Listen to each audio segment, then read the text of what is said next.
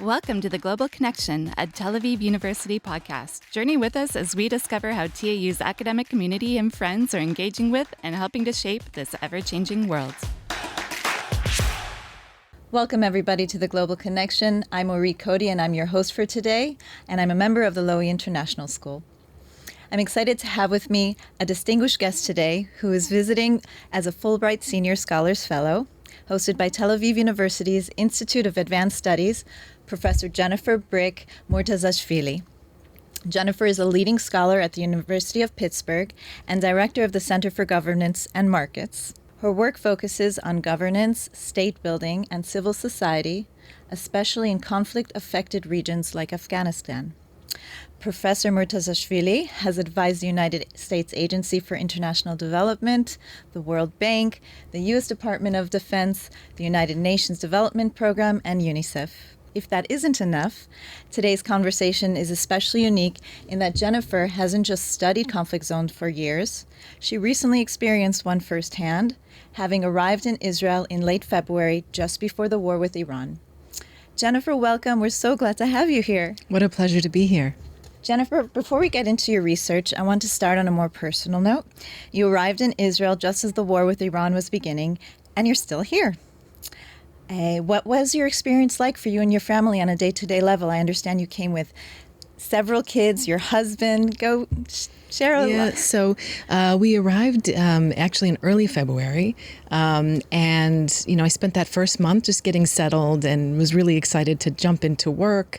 Once we found an apartment and navigating all the incredible things that is the Israeli realty market, and our moving day was February 28th, which was the day the war started. And I had to get our kids and suitcases from one part of Tel Aviv to another in the midst of sirens. And so, when the war began, we had received notification from the embassy the day before. I think there was a public announcement notifying us, and even the Fulbright office called and said, if you want to go now. And I looked at my husband and he said, 4 kids? We're moving tomorrow? That just getting out seems more hassle than war. Right. So we decided to stay, and, there were some very difficult times. That first day of the war, a ballistic missile hit, I would say, about a quarter mile from our house. Wow. And that was the first fatality in Tel Aviv. Right. And it was somewhere in central Tel Aviv. Central Tel Aviv. And my kids heard it, and I said, that's clearly an interception, kids. Unfortunately, I've had a lot of experience in Ukraine, aerial bombardment. And of course, we felt we don't want to put our family at risk unnecessarily, but we do feel a sense of security in Israel just because of the Iron Dome and all of the technologies. And we see that, 10 million people have to stay here and they don't have anywhere else to go. So we thought we'd stay. And it was an incredible experience for my children because they got to live through something hard. They saw that they could do this, but they saw that the way that Israelis responded to this, and especially Israeli children, with real strength and with real pride. And you're out and about, you run into a shelter, you're with everyone, you're with Muslims, Jews, Christians, you're with people from all over the world who just happen to be at that same place at the same time. And I think they learned a lot through this. That's fascinating. And so did I. That's fascinating. The fact that your kids were also here to be exposed to that. It brings me to my next question, is pretty much, what would you say was what wasn't captured in the headlines that you and your family experienced that you could say, okay, this is... I'll tell you why, because I looked at the international news a lot, and I saw a lot of coverage of the U.S. and Israel bombing Iran. I saw all of that coverage. I didn't see the ins and outs of how Tel Aviv looked, how there was very few times where I could say to my friends abroad and that they understood that actually what we were going through. They just thought there was a war and we were bombing Iran mainly.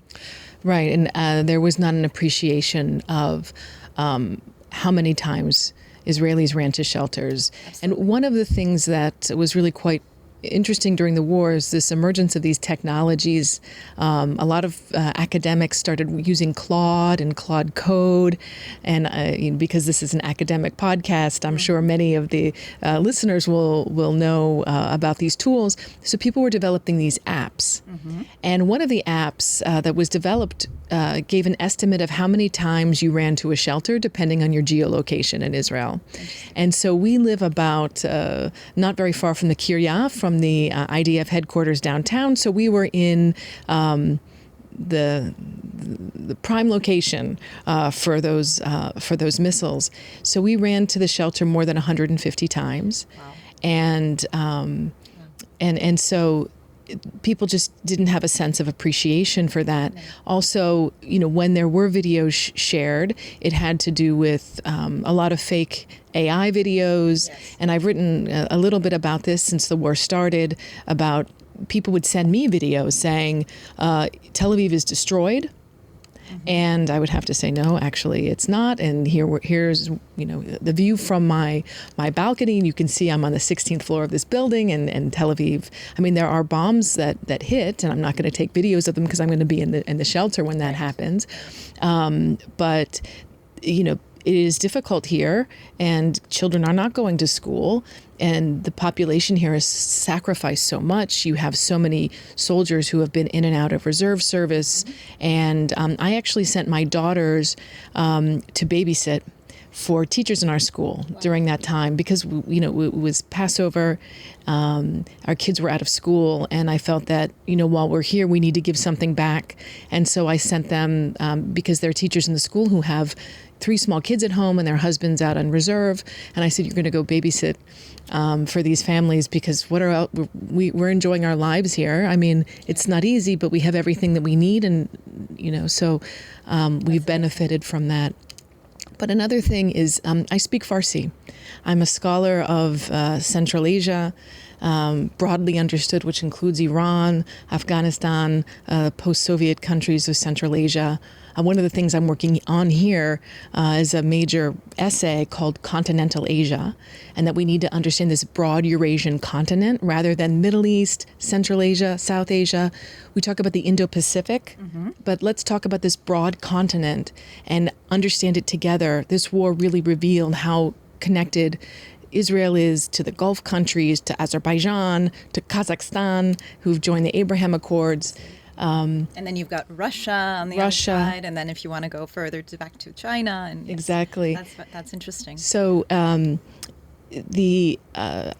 can watch the news media in Farsi. Right. I have Iranian friends. I've hosted Iranian scholars at my center who have had to escape Iran with their lives. Right. I've been in very close communication with them who, had their family members shot during the protests in January, who are in very precarious positions, who've been very supportive of this effort to remove the regime. And one of the things I also felt was not captured in the international media was that Israel isn't fighting the Iranian people.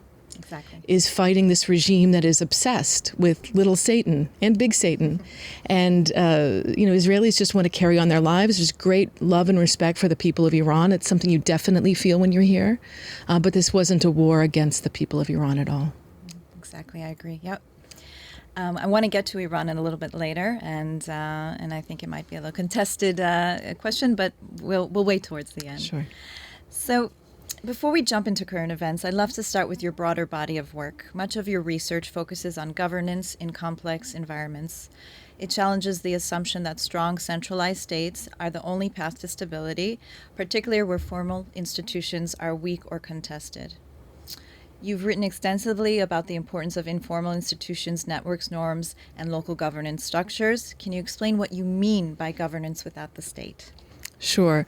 Much of my work was inspired, especially the early work I did, both in very authoritarian Uzbekistan. When I was very young, I was a Peace Corps volunteer, U.S. Peace Corps volunteer living in a community in Uzbekistan. And then through years, I spent doing field research for my dissertation in Afghanistan.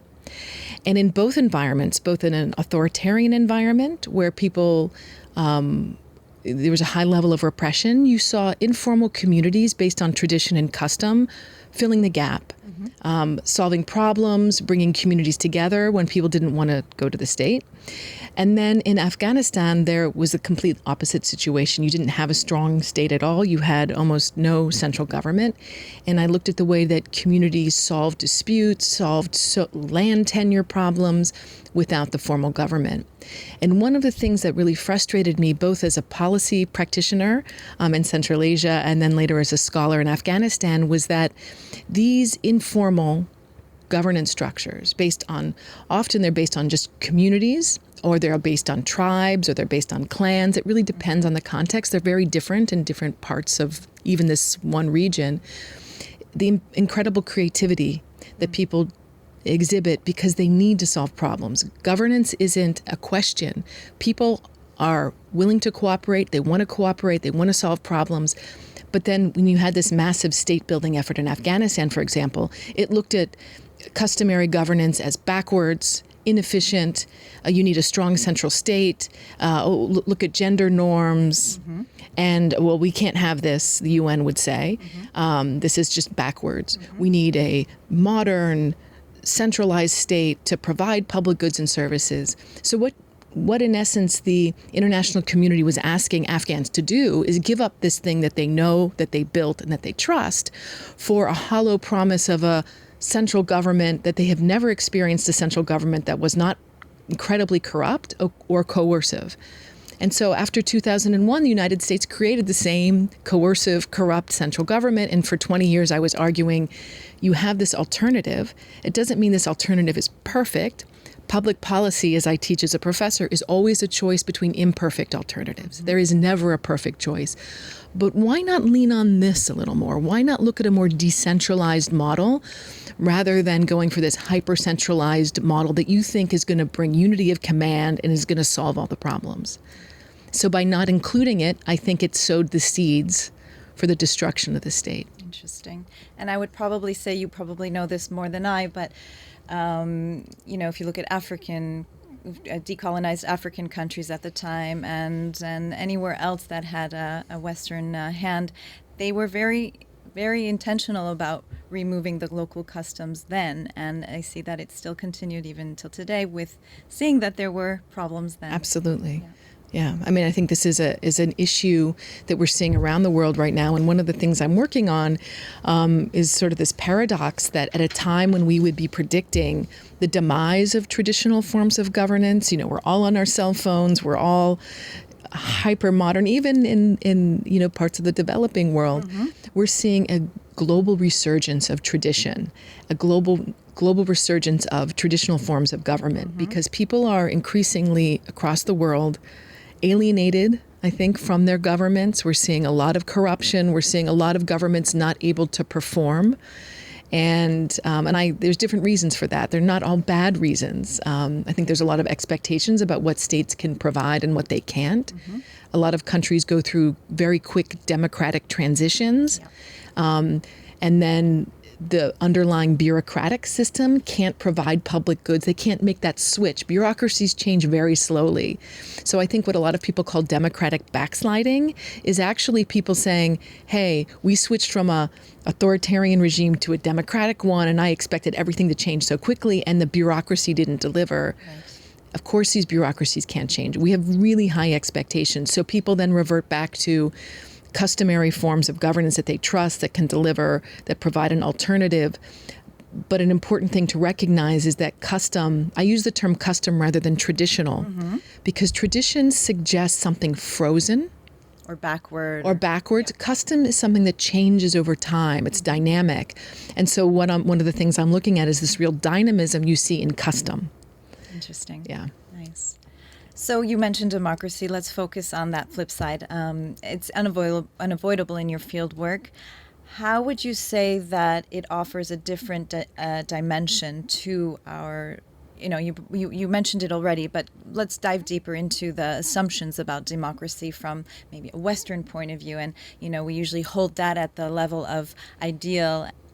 Yeah. So, in terms of democracy, I don't think that there's Western liberal values which we can talk about, but I think most people around the world understand what democracy is. And democracy in many ways is not very hard from a procedural perspective. It's easy to have elections, but it's much more difficult to create governance structures. And this is why I always talk about governance that aligns with a democratic system. I'm not terribly convinced, and this may be controversial for my Israeli audience here. I'm not terribly convinced that the West is going through this epic backsliding.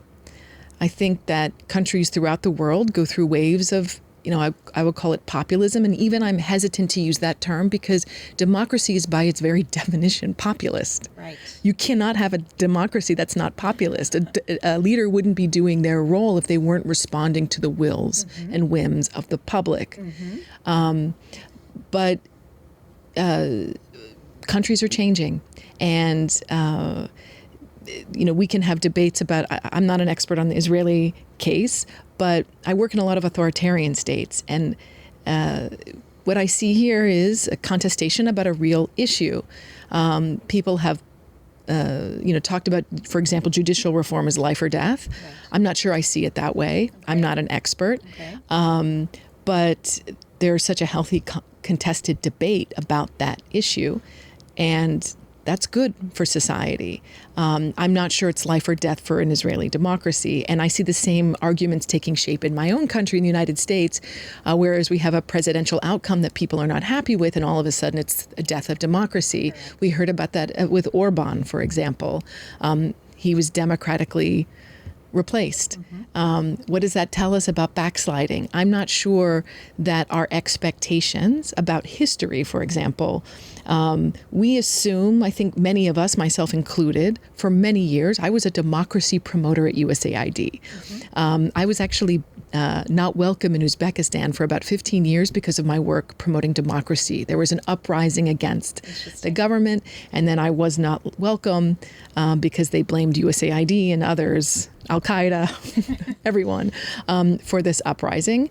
And we assumed, especially in the 90s, that we were at the end of history, right? That country, Fukuyama, we were headed towards liberal democracy, and this was kind of a teleology that we were on this course. And then anything that didn't look like that now was backsliding. Well, what if history doesn't necessarily look like that? What if there's no teleology to history? What if things are going to be messy and go back and forth and switch, and the incredible changes that we've seen in societies over the past 30 years have been tremendous. Absolutely.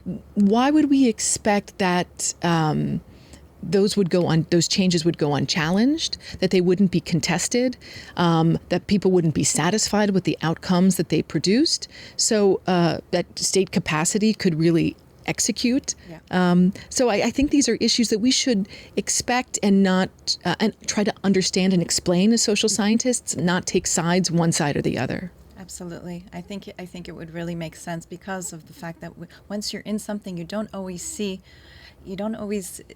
take for granted what you're in. But 30 years ago, the U.S. wasn't what it is today, and Israel wasn't what it was today, etc. And so it needs to be organic, I think, and not a linear path. Let's jump to beyond your research on the focus of post-conflict reconstruction. You've authored several books, one of which received the Best Book Award in Social Sciences by the Central Eurasian Studies Society. One of its focal points included a great deal of field work that has been focused on the post-conflict reconstruction. Can you share more about this topic? Yeah, so that was a book I did in rural Afghanistan called Informal Order in the State. And then I did a second book also based on some of the field work there, but also survey data that I later conducted called Land, the State, and War. And it was on informal property rights in rural Afghanistan. So I've written quite a lot on this case. A lot was not documented. I spent years in rural communities trying to understand how people govern themselves without an effective state. And that's where I found really incredible creativity, problem solving, optimism, and then hopes dashed because the optimism and the creativity that people use at the local level was rarely recognized by policymakers. So one of the things that I look at, in Afghanistan and elsewhere is harnessing that shared problem solving.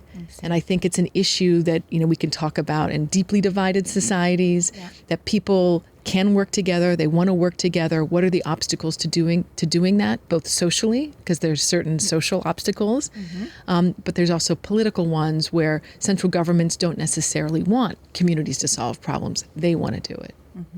So would you say that moving forward, agencies and organizations like the UN and so forth, are they more attuned to going into solving post-conflict situations in a little bit more of an informed way with this type of approach, this type of insight, or are they still sticking to the template?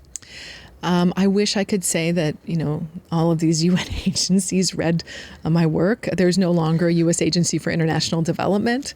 It doesn't mean that work is going away, but, if we look at other cases, for example, like Syria, which is a very important one, and I'm sure one that your audience knows far better than I do, it's been really disappointing to see some of the results that we've seen. And you can see the United States is pressuring for a centralized government. You see Turkey wanting a centralized state. Why?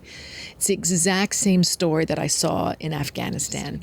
If you devolve power to communities, then it will lead to the disintegration of a state. It'll lead to calls for autonomy. It'll calls for independence. The state itself will disintegrate. And it's very counterintuitive to say that, al-Shara, you might be able to strengthen your hand and strengthen your state by devolving power away from you. It's very counterintuitive. Very few leaders are willing to do that. Very few donors who are fearing, chaos. They want to double down on this centralized model because it's a very fragmented state. So how do you solve the issue of fragmentation? Centralization. And you're seeing this play out right now. And I think it's a recipe for disaster because one way or another, those communities are not going to submit, not to a central government. You see, this is what I think we get wrong so often, so wrong. Oh, Syria is a fake state. It could never, survive under a centralized state. Afghanistan's a fake state. It could never, people, they can't understand what government is or they can't understand what democracy is. No, they don't want to submit to a state that they feel doesn't respect their rights. It's very clear. People know when their rights are being violated. And I'm not talking about constitutional rights. I'm just talking about basic sense of communal rights.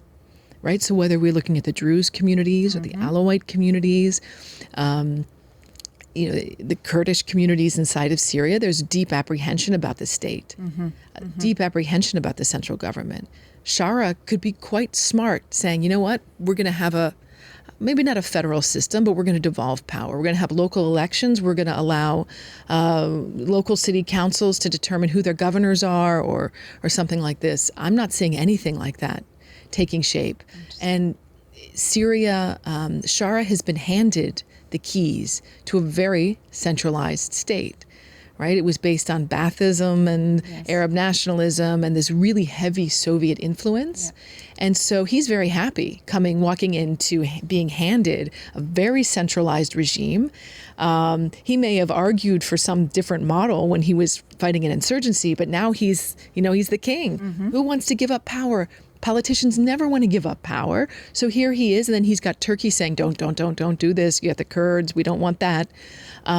So centralized, double down on this. The United States is afraid of chaos, doesn't really understand the situation all that well.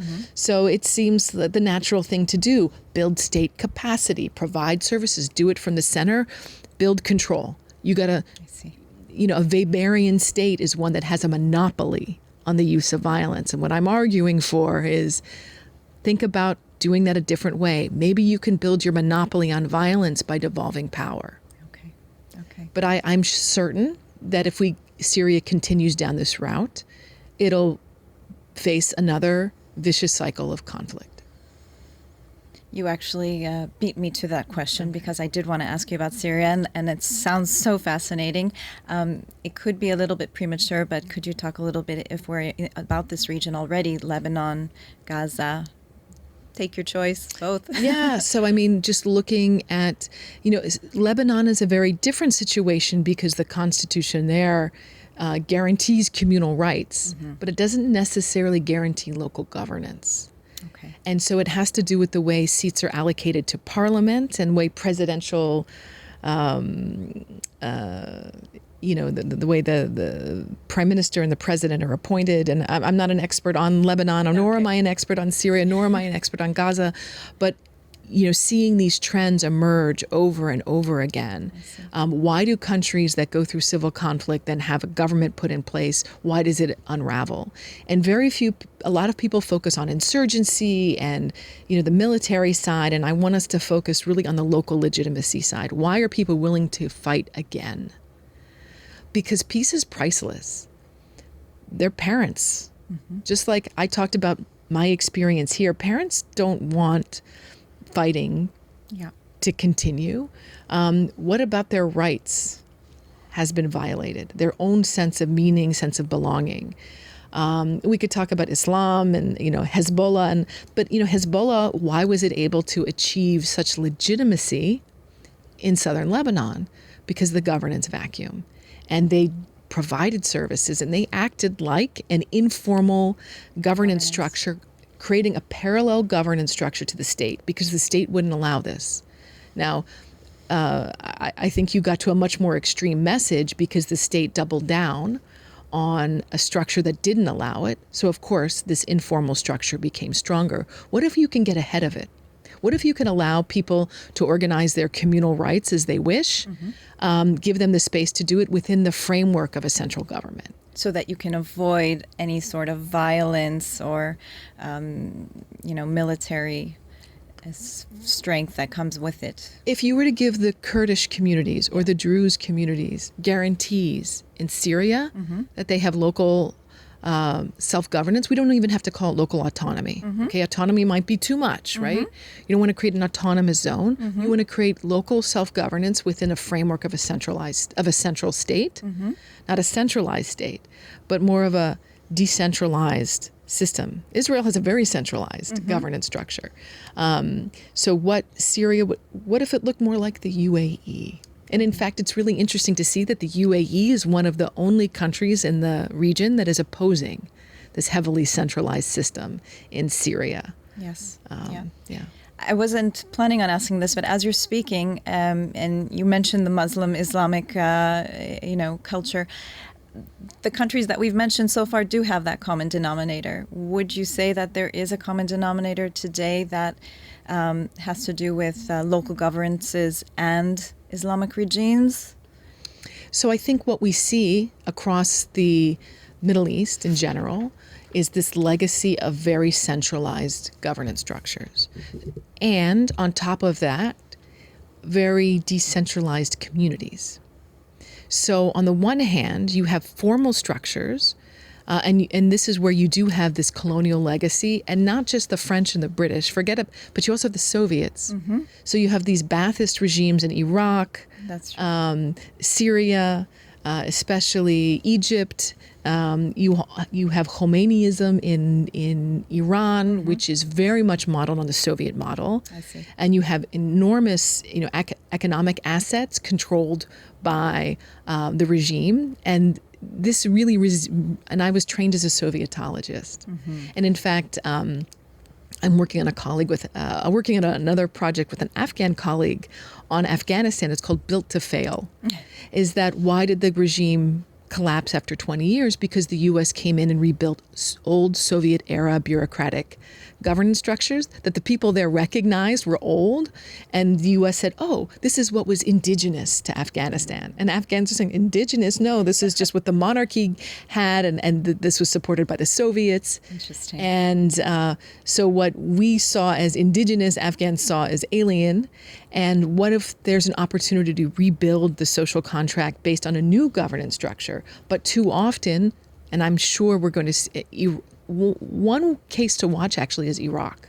Okay. And it's one case I actually have the most hope for. Okay. Counterintuitively, what did the U.S. do after it invaded Iraq? And that was a disaster, and it was a war I was very much against. But one of the things they did is they reinvented the governance structure. They created a federal system. They understood that they couldn't build a new government on the Ba'athist system. Remember, it was very controversial. They got rid of the police. And the way they did that ended up feeding the insurgency because so many of those police forces ended up being ISIS. Mm-hmm. Yep.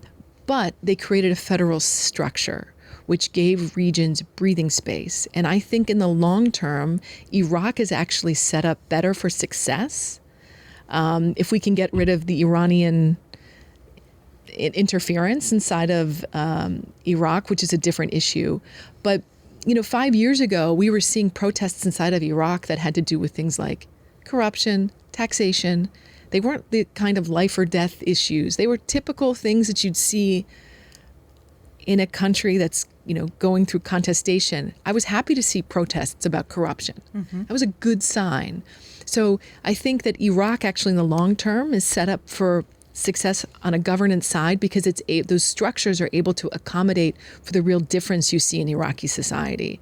And it's very counterintuitive to say, what should the U.S. do when it invades a country? Get rid of everything. Get rid of that continuity.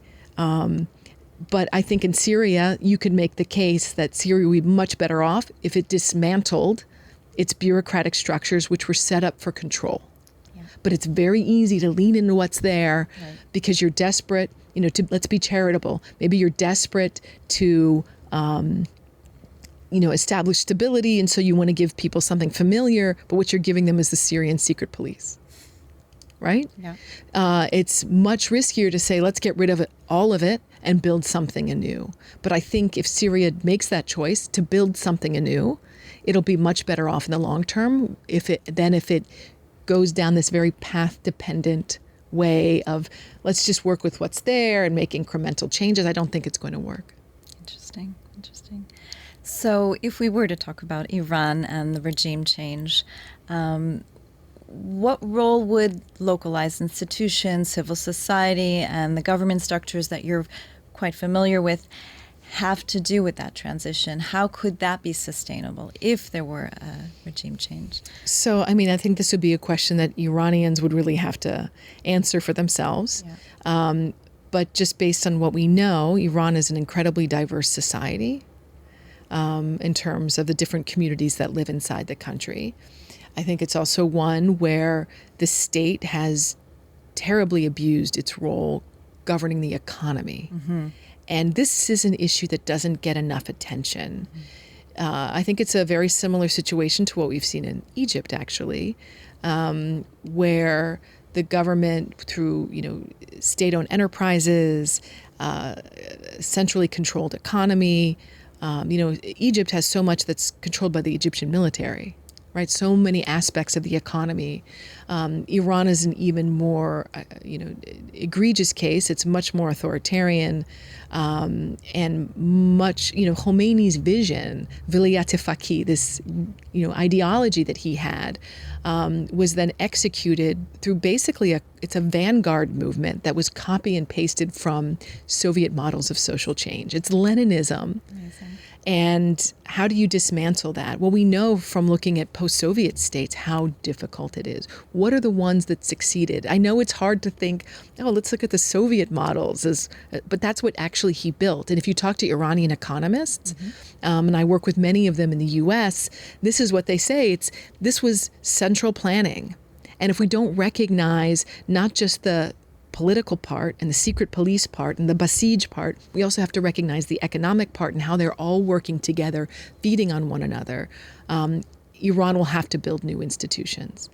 And there's incredibly talented and sophisticated Iranians in the diaspora now, including ones who have not just the ones who've been here for decades, but those who have escaped in the past 3 or 4 years, who know the ins and outs of how this regime works, who are saying, it's time for something else. Yeah.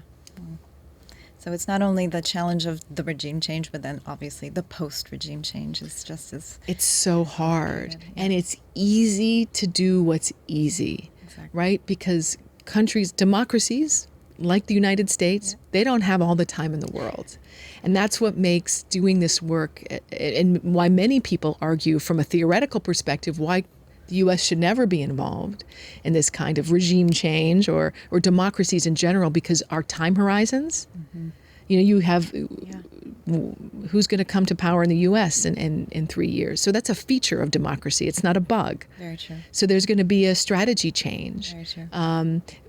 There was this period of time, this post-war era, where there seemed to be a foreign policy consensus among Democrats and Republicans in the United States. So you didn't see this, wild shifts in U.S. Foreign policy. Right. But I think those times are over. But that is a feature of democracy. Yeah. When we started, you shared with us what it's been like living here in Israel and the changing current events. Now, after stepping back and reflecting on everything we've discussed, how has the experience shaped you on your work, in your personal, professional life? I think you mentioned your personal side, but if you want to go more into the professional side of how that could be insightful to your future work. Absolutely. I think so many of the connections that I've made here in Tel Aviv during this difficult period have really given me a great sense of humility, incredible respect, I think, for my colleagues here in Israel. Here I am complaining about how hard it is to get things done during this conflict, and I'm just here for a very short period. And given what has gone on here in the past, 3 years, COVID, wars, just complete sense that you don't know what tomorrow will bring, but yet being able to watch my colleagues here continue on, and they're planning conferences and continuing to do research. And I just want to say that how much I respect what they have been through. And I've seen just a little bit of it, and I can't say that I understand very much of it, but from the surface level that I've been able to see and experience here, it's astounding to me how resilient universities are. And I know, talking about resilience can be tiresome. Yes. Nobody wants to be resilient all the time. Yes. It's but how forward-looking people are here in the academic community, that just, you're going to get through this, and we're going to continue publishing and working, and science doesn't stop. And to me, that's been something that I'm going to take with me. And obviously the connections, one of the things I'm working on here is regional cooperation and the reconfiguration that we're seeing across, Central Asia, the Middle East, this continental Asia. And being able to see that played out in real time is not something that I expected to see. And how many people, even though I'm in Israel, I know that Israelis see themselves as so distant, the pariah state, right? How Israel is described, at least in the West. It's really ironic to me now to see how closely connected Israeli scholars are to so many in the Middle East. This is not something I expected to see.